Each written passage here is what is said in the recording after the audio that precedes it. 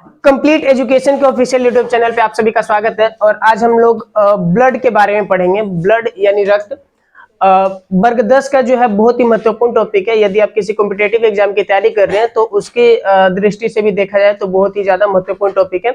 यहाँ से बहुत सारे क्वेश्चन पूछे जाते हैं कॉम्पिटेटिव एग्जाम्स में भी और मैट्रिक के एग्जाम्स में भी। तो शुरू करते हैं आज के हम इस टॉपिक को। ब्लड है इसे जिसे हिंदी में हम लोग रक्त कहते हैं। इसे अगर आप उर्दू भाषी हैं तो आप इसे लहू ऐसे शब्दों से इसे जानते होंगे। जो रक्त होता है ये एक तरल संयोजी उत्तक होता है, जिसे हमने उत्तक वाले चैप्टर में पढ़ा था। तरल संयोजी उत्तक यानी कि संयोजी उत्तक हम उसे कहते हैं ऐसे प्रकार का उत्तक जो पूरे शरीर को जोड़ के रखता है। जैसे इसमें हमने अस्थि उपास्थि भी पढ़ा था, है ना। तो रक्त जो होता है एक तरल संयोजी उत्तक होता है। जब हम रक्त की स्टडी करते हैं यानी कि रक्त के अध्ययन को हम लोग सेरोलॉजी या फिर हिमेटोलॉजी भी बोलते हैं। हिमेटोलॉजी कहते हैं।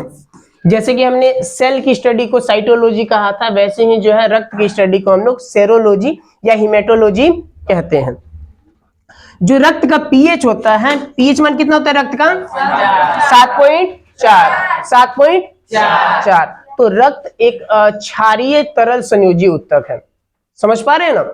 क्योंकि जो पीएच स्केल का पैमाना होता है ये कितना होता है? 0 से लेकर 14 तक। और जो बीच में होता है कितना होता है बाबू? 7। ये जो 7 होता है ये क्या होता है? उदासीन होता है। ठीक है। 0 से 7 क्या होता है? और 7 से 14 क्षारीय। तो जो 7.4 आएगा वो क्षारीय वाले क्षेत्र स्केल मीटर में यहाँ पे दिखेगा लगभग। तो जो रक्त होता है एक क्या होता है? तरल संयोजी उत्तक जो कि क्षारीय होता है। ठीक है बाबू। नर के अंदर जो रक्त की जो मात्रा होती है वो 5.5 लीटर होती है। कितनी होती है? 5.5 लीटर होती है। और मादा के अंदर कितनी होती है बाबू? 5 लीटर होती है। मादा के अंदर 5 लीटर होती है। यानी कि नर और मादा की तुलना करें तो मादा के अंदर नर से आधा लीटर कम खून पाया जाता है। समझ रहे हैं सभी? इसके बारे में हम और विस्तार से देखते हैं। ये जो रक्त है स्टोर कहाँ पे होता है? स्टोर समझते हैं आप लोग? एक जगह संग्रहित कहाँ पे होता है? तो हमारे शरीर के अंदर स्प्लीन एक जगह है जिसे हम लोग प्लीहा या तिल्ली भी कहते हैं। प्लीहा कहते हैं या तिल्ली कहते हैं, अंग्रेजी में इसको हम लोग स्प्लीन कहते हैं। यहाँ पे क्या होता है? रक्त एक जगह जाके स्टोर्ड रहता है। कुछ लोग कहते हैं कि हमारे हृदय में जो है रक्त स्टोर्ड होता है, तो ऐसा नहीं होता है। यदि हृदय में अगर रक्त स्टोर होने लग गया तो हार्ट अटैक आएगा और आप मर जाएंगे। समझ रहे हैं? रक्त कहाँ पे स्टोर्ड होता है? प्लीहा या तिल्ली के अंदर। प्लीहा या तिल्ली के अंदर। प्लीहा या तिल्ली के बारे में आपको हम कोशिका वाले चैप्टर में भी इसके बारे में बताए थे कि जो लाल रक्त कणिकाएं होती हैं उनके अंदर क्या नहीं पाया जाता बाबू? लाइसोसोम। क्या नहीं पाया जाता है? जिस वजह से क्या है, लाल रक्त कणिकाएं जो हैं जब उनका जीवन काल समाप्त होता है तो अपने आप को नहीं मार पाती है खुद से। तो वो स्प्लीन, प्लीहा या तिल्ली जो भी आप कहिए, वहां पे जाके अपना दम तोड़ती हैं। इसलिए जो है स्प्लीन, प्लीहा या तिल्ली को लाल रक्त कणिकाओं का कब्रिस्तान भी कहते हैं। तो ये सब क्वेश्चंस आपको याद रखना है, ये ऑब्जेक्टिव में पूछ लेता है। रक्त जो होता है ये किससे बना होता है? हीमोग्लोबिन से। किससे बना होता है? हीमोग्लोबिन से। रक्त किससे बना होता है बाबू? हीमोग्लोबिन से। हीमोग्लोबिन से। किस चीज से बना होता है? हीमोग्लोबिन से। हीमोग्लोबिन रक्त के किस भाग में पाया जाता है? तो ये होता है आपका आरबीसी में, लाल रक्त कणिकाओं में, है ना। इन्हीं लाल रक्त कणिकाओं का जो रंग लाल होता है वो हीमोग्लोबिन की वजह से ही होता है। समझ रहे हैं सभी? ये हीमोग्लोबिन में क्या होता है? हीम प्लस ग्लोबिन, यानी कि हीम यानी क्या हो गया बाबू? आयरन यानी लोहा। क्या हो गया? लोहा। ग्लोबिन मतलब प्रोटीन। यानी कि हीमोग्लोबिन एक विशेष प्रकार का प्रोटीन होता है। हीमोग्लोबिन एक विशेष प्रकार का प्रोटीन है। समझ रहे हैं सभी? अब यदि आपसे कोई पूछे कि इतने लिखे यहाँ पे, अच्छा कोई बात नहीं, कि रक्त की कमी से होने वाले रोग का क्या नाम है? रक्त की कमी से होने वाले रोग का क्या नाम है? हम उसे एनीमिया के नाम से बुलाते हैं। एनीमिया। एनीमिया कहते हैं। देख लीजिएगा कैसे इसको लिखते हैं, अंग्रेजी में इसका स्पेलिंग होता है ANIMIA, एनीमिया। अब यदि रक्त की कमी से पूछें तो भी एनीमिया, आरबीसी की कमी से पूछें तो भी एनीमिया, अगर हीमोग्लोबिन की कमी से पूछें तो भी एनीमिया, अगर आयरन की कमी से पूछें तो भी एनीमिया। ऑप्शन हो ऑल ऑफ दीज तो भी मतलब ऑल ऑफ दीज कर दीजिएगा। समझ रहे हैं आप? तो आगे देखते हैं हम लोग। रक्त हमारे शरीर के अंदर बाबू घूमता रहता है रक्त नलिकाओं में, जिसके बारे में हम पिछली क्लास में पढ़ चुके हैं। 3 प्रकार की नलिकाएं पाई जाती हैं। कौन कौन सी हैं? धमनी, सीरा और कैपिलरीज। बता देना बाबू। तो 3 प्रकार की नलिकाएं हैं जिसमें क्या है, रक्त घूमता रहता है। इसके बारे में सबसे पहले जानकारी दिया था विलियम हार्वे ने। किसने जानकारी दिया था? रक्त परिसंचरण के बारे में सबसे पहले किसने जानकारी दिया था? विलियम हार्वे ने। जब भी कोई चीज गतिमान रहती है ना, गति में रहती है, तो अपने अंदर से ऊर्जा निकालती है, ऊष्मा निकालती है। जैसे कि अभी आप अपना इसे हाथ रगड़िएगा तो हाथ आपका गर्म हो जाएगा कि नहीं हो जाएगा? तो जब रक्त हमारे शरीर में नलिकाओं के अंदर दौड़ती है तो ये क्या करती है, ये भी कुछ तापमान उत्पन्न करती है, ताप उत्पन्न करती है। और यही जो ताप है हमारे शरीर का सामान्य ताप होता है, जो कि होता है 37 डिग्री सेल्सियस। 37 degree Celsius. यानी आपकी रगों में अगर खून दौड़ रहा है तो आपका तापमान कितना होगा? जैसे जैसे ये मध्यम पड़ता जाएगा, यानी कि जो आपका ब्लड प्रेशर है वो थोड़ा थोड़ा डाउन होता जाएगा, आपके तापमान में भी गिरावट आती है। समझ रहे हैं सभी? ठीक है। तो इसका काम क्या हो गया? सबसे पहले अभी तो बताइए दी, हम टेम्परेचर को कंट्रोल करते हैं, तापमान को नियंत्रित करता है, बता दिए इसके बारे में। दूसरा, ये रक्त का सबसे बड़ा काम होता है ट्रांसपोर्ट, यानी कि परिवहन करता है।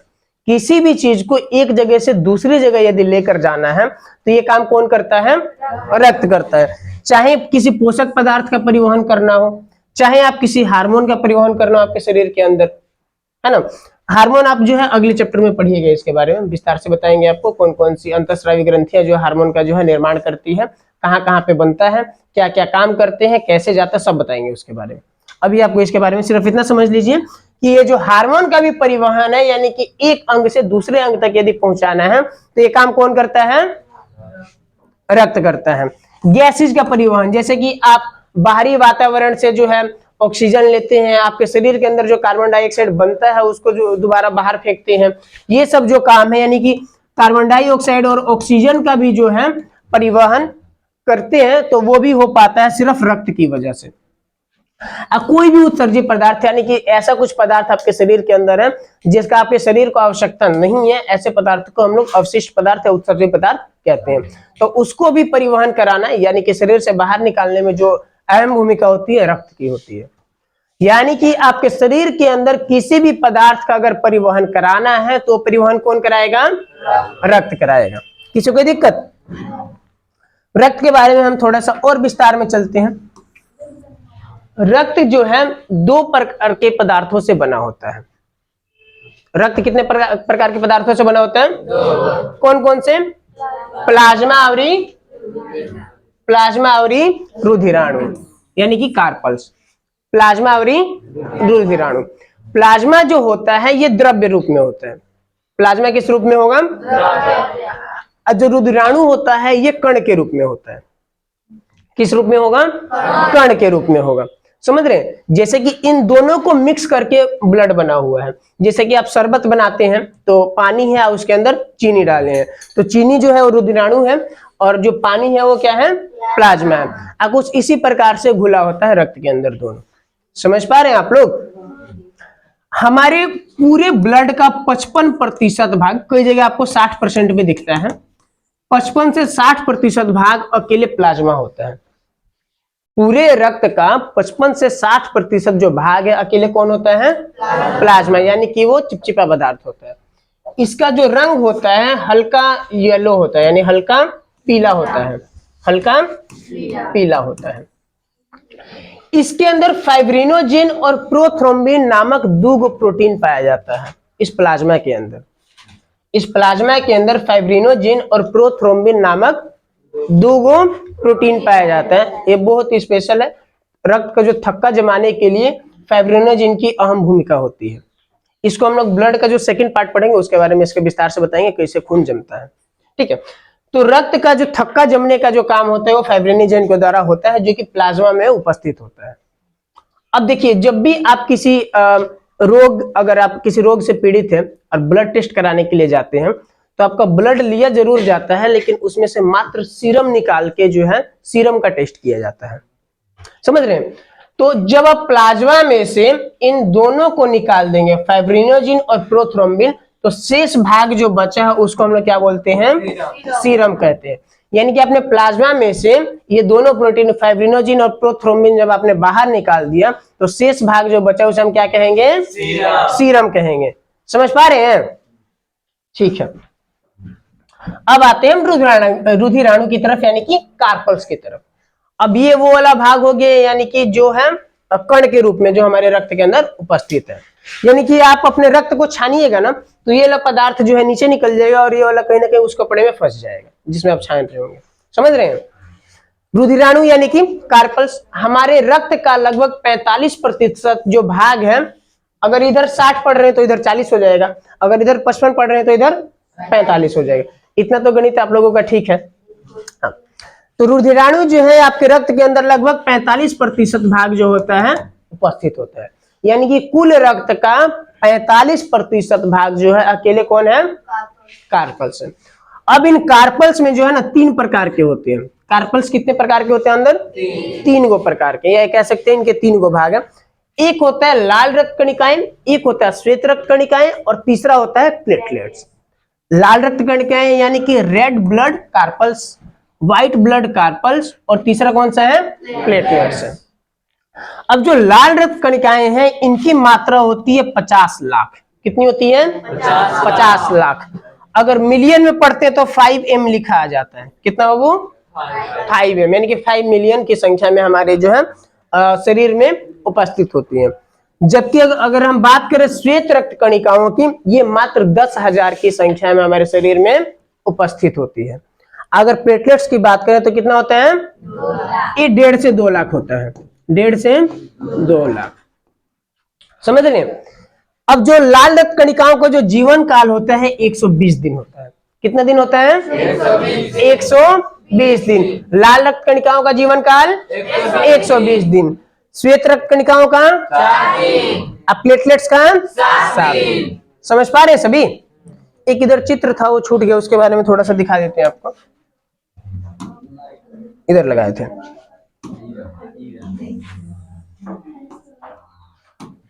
देख पा रहे बाबू सभी? नहीं दिख रहा है, लिखा हुआ आ रहा है बीच में।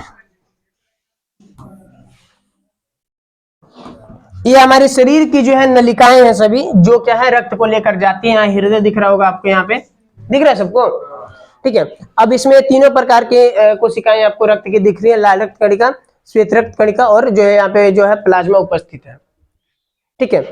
अब इसके आकार वगैरह चाहिए, इसके बारे में जो भी विस्तार में है इसको हम लोग आगे की स्लाइडों में आगे पढ़ लेते हैं। यहां तक किसी को कोई दिक्कत है?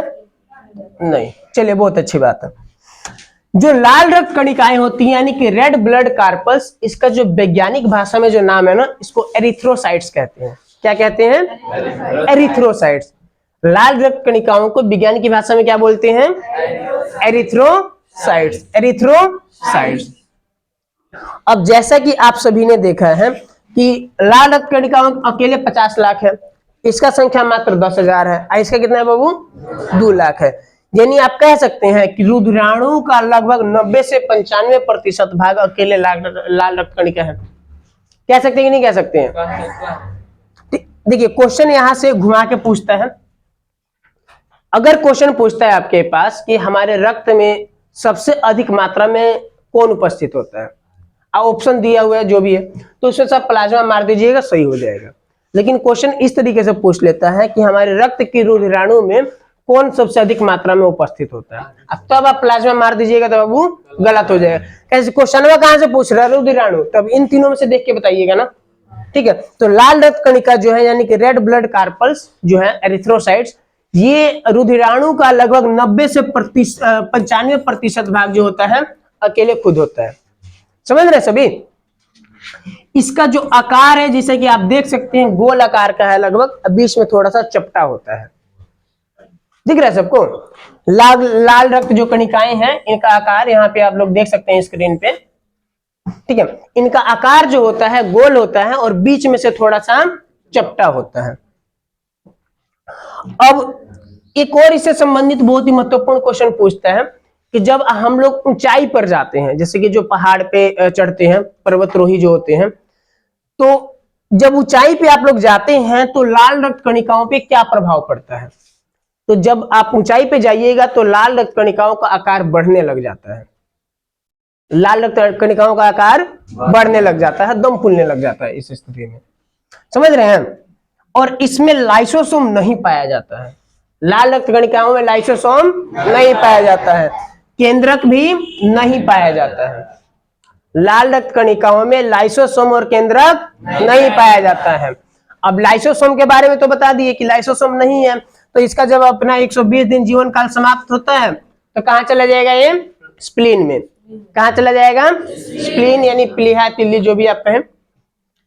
अब इसमें केंद्रक नहीं है, तो केंद्रक का अहम योगदान होता है किसी भी अनुवांशिक जो सूचनाएं आती हैं आपके माता पिता के अंदर से आपके अंदर, चाहे आपके अगले जनरेशन में जो जाती है, वो सभी आता है डीएनए की मदद से। और डीएनए होता है केंद्रक में। डीएनए कहां पे होता है बाबू? केंद्रक में। इसमें केंद्रक ही नहीं पाया जाता है। तो जो आप लोग ये क्राइम सीन्स वगैरह यदि आप देखते होंगे, उसमें डीएनए टेस्टिंग का बार बार बात करता है सब। तो अगर किसी का लाल रक्त कणिका है, यानी कि रेड ब्लड कार्पल्स है, तो अगर हमारे पास उपस्थित है ना, तो उसमें केंद्रक बाबू नहीं है। यदि आप वहां से सोचे कि हम डीएनए टेस्टिंग कर लेंगे तो ये पॉसिबल नहीं है। कहे से कि इसमें केंद्रक ही नहीं पाया जाता है और केंद्रक में डीएनए पाया जाता है। समझ रहे बात सभी? तो इसमें जो है डीएनए टेस्टिंग वगैरह इससे पॉसिबल नहीं है। कहे से कि इसमें केंद्रक ही नहीं पाया जाता है। किसी कोई दिक्कत? इसका जो आगे का भाग है, यानी कि सेकंड पार्ट है जो इसका, WBC, यानी कि श्वेत रक्त कणिकाएं। श्वेत रक्त कणिकाएं, इसका विज्ञान में किस नाम से बुलाते हैं? ल्यूकोसाइट्स के नाम से। किस नाम से बुलाते हैं? ल्यूकोसाइट्स के नाम से इसको हम लोग बुलाते हैं। इसका जो आकार है अनिश्चित होता है। कैसा होता है? आकार जो होता है श्वेत रक्त कणिकाओं का अनिश्चित होता है, अनस्पेसिफाइड। इसके अंदर जो है ना केंद्रक उपस्थित होता है, केंद्रक उपस्थित होता है, जिसके कारण इसके अंदर अगर मान लीजिए केंद्रक है तो इसमें डीएनए भी है, आरएनए भी है। तो अब यदि किसी का क्राइम सीन का अगर हमें डीएनए टेस्टिंग करना हो तो जो है यहाँ पे WBC यदि है हमारे पास उसका, तो हमारा आसानी से जो है डीएनए टेस्टिंग कर पाएंगे। समझ रहे सभी? तो ये WBC की सहायता से हम लोग डीएनए टेस्टिंग वगैरह आसानी से कर सकते हैं। इसका काम क्या होता है? हमारे शरीर की जो रोग प्रतिरोधी क्षमता है ना, ये WBC के कारण ही आती है। यानी किसी बीमारियों से लड़ने की जो हमारी क्षमता होती है वो जो है श्वेत रक्त कणिकाओं की वजह से ही होती है। अब वो किस प्रकार होती है हम लोग देख लेते हैं। ये 6 प्रकार की होती है। WBC जो है कितने प्रकार का होगा बाबू? 6 प्रकार का। एंटीबॉडी, लिम्फोसाइट, मोनोसाइट, न्यूट्रोफिल, इसेनोफिल और बेसोफिल। इसमें आपको सिलेबस के अनुसार देखें तो 3 को काफी है, यो इतना विस्तार में नहीं देखना है, लेकिन बता देते हैं। इन तीनों का कुछ इतना खासा रोल नहीं है। जो सबसे पहले एंटीबॉडी, सबसे पहला क्या है? एंटीबॉडी। एंटीबॉडी क्या करता है? ये जैसे कि आप लोग जो सेना वगैरह वाला जो फिल्म होता है वो सब देखे होंगे, बॉर्डर पे जैसे सिपाही तैनात होते हैं, बस यही देखते हैं कि कोई हमारे बॉर्डर के अंदर घुस तो नहीं रहा है। ठीक उसी प्रकार काम करता है एंटीबॉडी। ये खाली देखेगा चारों तरफ कि कोनो बाहर से आ तो नहीं रहा है। जैसे मच्छर वगैरह काटता है, जैसे मच्छर के काटने से मलेरिया वगैरह जो होता है, जानते हैं सभी, तो ऐसे ही काटेगा। वैसे ये खाली देखता है, ये खाली देखेगा कौन एंट्री मार रहा है। अब जैसे ही कोनो जो है वायरस है चाहे कुछ भी हमारे शरीर के अंदर एंट्री मारा है, अब ये जाके सीधा लिम्फोसाइट्स को कहेगा कि वहां पे जो है एगो वायरस घुसा है, एगो पैथोजन घुसा है। अब ये जाएगा लिम्फोसाइट और फटाक से उसको मार के खत्म कर देगा, वहीं पे मार के वहीं पे खत्म कर देगा। और उसके बाद जो होता है, अब मार के खत्म कर दिया है, लेकिन वो जो जीवाणु विषाणु है वैसे ही है सामने। अब मोनोसाइट जाता है और इसको जाके बाबू खा जाता है, इसको पचा देता है, इसको पचा देता है। अगर नहीं पचाएगा तो वो सड़ेगा, गलेगा, वहीं पे जीवाणु और दूसरी बीमारी उत्पन्न करेगा। लेकिन उसको खा के पचा देने का काम कौन करता है? मोनोसाइट। अब ये इसको जाके खा लेगा तो इसका आकार बढ़ेगा कि नहीं बढ़ेगा? तो पूछ लेता है कि डब्ल्यूबीसी का वो कौन सा भाग है जिसका आकार जो है बढ़ता घटता रहता है? कौन रहता है? मोनोसाइट। कौन रहता है? रोग को पहचानने का काम, रोग यानी कि कोई भी वायरस जीवाणु कुछ भी है उसको पहचानने का काम कौन करेगा? एंटीबॉडी। कौन पहचानने का काम करेगा? और उसको मारने का काम कौन करेगा? लिम्फोसाइट। लिम्फोसाइट का आकार ना इसे टी के समान में होता है, तो कई बार इसको टी लिम्फोसाइट भी हम लोग कहते हैं। क्या कहते हैं? T lymphocyte. ठीक है। और मोनोसाइट क्या करता है? लिम्फोसाइट ने जिस जीवाणु विषाणु को मारा है उसको आके खा जाएगा। समझ रहे हैं सभी? तो ये होता है डब्ल्यूबीसी। इसी की वजह से हमारे जो शरीर की है ना, जो रोग प्रतिरोधी क्षमता अधिक होती है, कि कोनो भी रोग जल्दी होता नहीं है। जिसमें जो है डब्ल्यूबीसी की मात्रा कम होगी, यानी एंटीबॉडी कम होगा, लिम्फोसाइट कमजोर होगा। जो कमजोर होगा बीमारी को मारे गए बीमारी के मुँह देलस, तब अब तू बीमार पड़ जाइबो, नहीं पड़ जाइएगा। तो जिसमें जो है डब्ल्यूबीसी की मात्रा कम होगी वो बार बार उस बीमार पड़ेगा बाबू। घामा में गए तो बुखार लग गई, इस तरह की समस्याएं जो है आ सकती हैं। अच्छा, हम आरबीसी के बारे में एक चीज थोड़ा भूल गए थे। यदि आरबीसी की कमी हो जाए आपके शरीर में तो क्या हो जाए? एकदम बाबू आलसपन आ जाए, देह हहराए लगे, दहिया हहराता, दवाई दे दी, पढ़ेगा देर बैठ नहीं, अभी कापी खोलत नहीं तो ले लो ही लागल सुत नहीं हो बेरा। समझ रहे हैं? तो ये किस स्थिति में होता है बाबू? जब आपके शरीर के अंदर जो है आरबीसी का कमी है। आरबीसी का जब कमी होगा ना बाबू तो यही सब होता है। समझ रहे हैं? यदि आप लोगों में से किसी को इस प्रकार की समस्या आ रही होगी तो जाके अपना जो है आरबीसी चेक कराइए। डॉक्टर से नहीं, जाके जांच घर में अभी चेक करा लीजिए। उसके बाद आपको लगता है कि हाँ वो कम है, वो बता, इतना तो वो लोग भी बता देता है कि कम है कि नॉर्मल है, फिर आप जाइए उसके संबंधित डॉक्टर से जाके मिलिए, है ना? नहीं तो हमको बताइएगा, बहुत सारी दवाइयां बता देंगे जिससे आपका जो है लाल रक्त कणिकाएं जो है सामान्य हो जाए दोबारा से।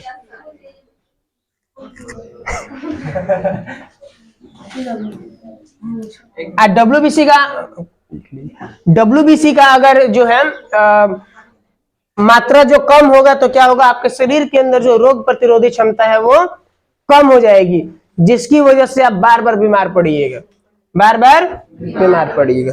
समझ रहे हैं? ये सतवासल कहेला लोग, जो बार बार बीमार पड़े सन, जो 7 माह में बच्चे जन्म ले लेते हैं ना, बार बार बीमार पड़ते रहते हैं। सुनो, गांव में रह के सब बात नहीं, क्या करते हैं तुम लोग सब? इसका जो तीसरा और आखिरी भाग है, यानी कि रक्त का जो है रुधिराणुओं का जो तीसरा भाग है, उसे हम लोग प्लेटलेट्स के नाम से जानते हैं। किस नाम से बाबू? प्लेटलेट्स। इसको बिम्बाणु कहते हैं। क्या कहते हैं? बिम्बाणु कहते हैं। इसका जो आकार है ना, ये कुछ उत्तल लेंस ही है ना बाबू, ये वाला कौन सा लेंस है? उत्तल लेंस। तो इसका जो आकार है कुछ उत्तल लेंस के माफिक दिखाई देता है, उत्तल लेंस की तरह। इसके अंदर भी जो केंद्रक है ना अनुपस्थित होता है, इसके अंदर भी केंद्रक अनुपस्थित होता है। तो क्या हम लोग प्लेटलेट से किसी का डीएनए टेस्टिंग कर सकते हैं? नहीं कर सकते। कहे से कि इसमें केंद्रक नहीं है, केंद्रक नहीं होता है। केंद्रक नहीं है तो डीएनए होगा? नहीं होगा। तो प्लेटलेट्स की सहायता से डीएनए टेस्टिंग पॉसिबल नहीं है। ठीक है। इसका काम क्या है? आपके शरीर को शक्ति प्रदान करता है, आपके शरीर को शक्ति प्रदान करता है। अब देखिए, एक स्थिति आती है जब आपको डेंगू का बीमारी हो जाता है। कौन सी के बालक? डेंगू का। प्लेटलेट्स का सामान्य जो है ना 1.5 लाख से 2 लाख, जैसे आपको बताए थे कि इसका मात्रा होता है, तो उसमें 1.5 लाख से घट के मतलब कि 1 लाख के नीचे आ जाता है। और ऐसे में ना क्या होता है ना कि एकदम आपके शरीर में लगेगा जान ही नहीं है, बिल्कुल भी चल ही नहीं पाएंगे ना, मतलब कि आपको घूमना फिरना भी अच्छा नहीं लगेगा, बिल्कुल भी बल ही नहीं रहेगा शरीर में।